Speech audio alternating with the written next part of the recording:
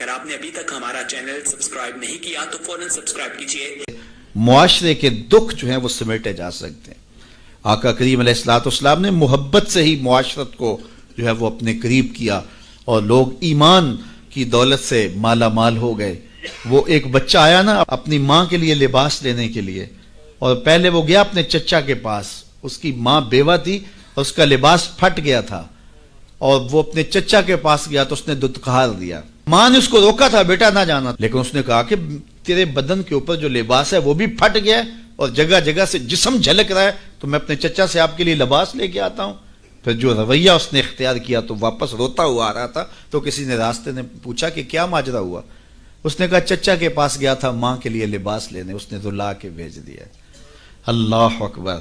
تو اس نے کہا کہ جا سین حرم میں محمد نام کا ایک شخص بیٹھا ہوا ہے، اگر تو اپنا دکھڑا اس کے سامنے پیش کرے تو وہ امید ہے تمہیں رد نہیں کریں گے، لیکن سن لے ان کا دین کوئی اور ہے۔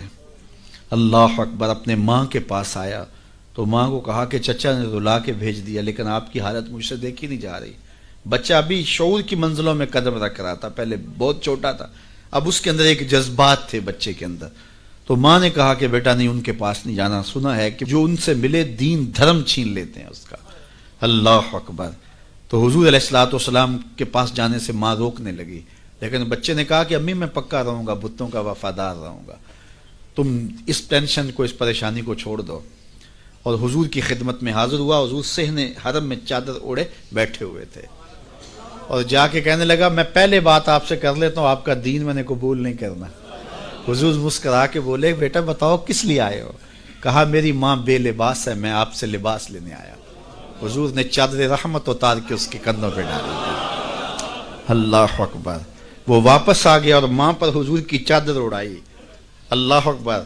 اور ماں نے کہا کہ بیٹے اس نے اپنا دین تو نہیں تجھے دیا؟ کہا نہ، میں نے پہلے کہہ دیا تھا تیرے دین نہیں مانوں گا۔ ماں کہنے لگی پتر اس کا دین ماننا چاہیے،